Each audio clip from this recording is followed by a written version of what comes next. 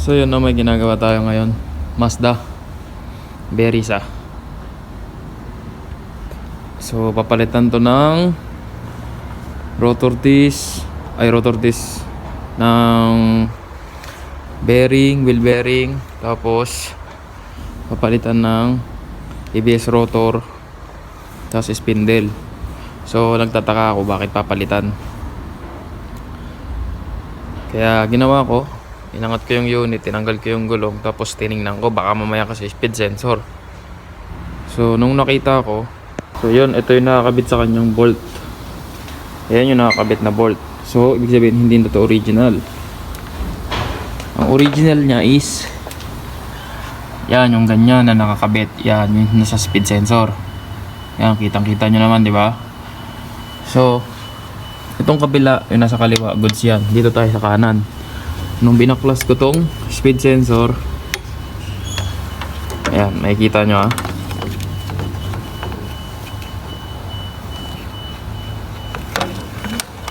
Hindi makita. Ano ba natin ito papailawin ng maganda. Ayan siya na, isang kamay lang ang hawak natin. Ayan. Ayan yung rotor mismo. Gagalawin ko yung drum brake ha. Ayan, ayan yung makintab na yan. Diyan kumaskas yung tornilyo. Kasi ang haba.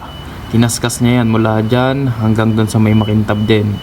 So ayan, ayan na yung mismong rotor. Ayan ang kinaskas niya, kaya umilaw ang ABS.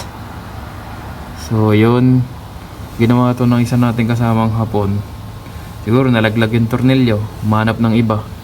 Hindi niya chinek yung haba. So awareness tayo mga sir ha.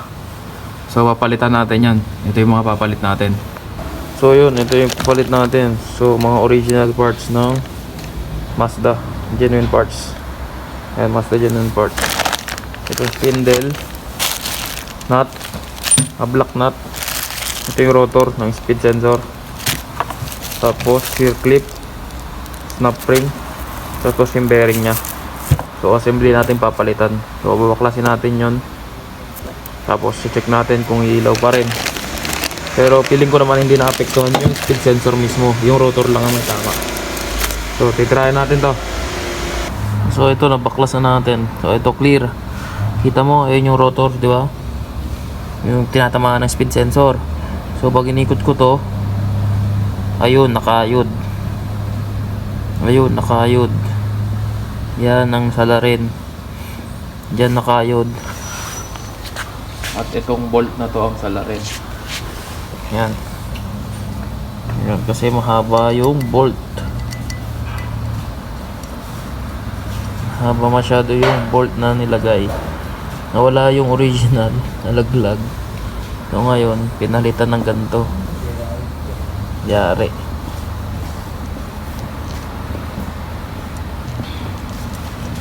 So hanapan natin ng maiksi at pasok sa standard ng haba. So magre-remedyo tayo ngayon. Pero ito, papalitan na natin to. Ang maiiwan lang dito, itong drum brake. The rest, palit na.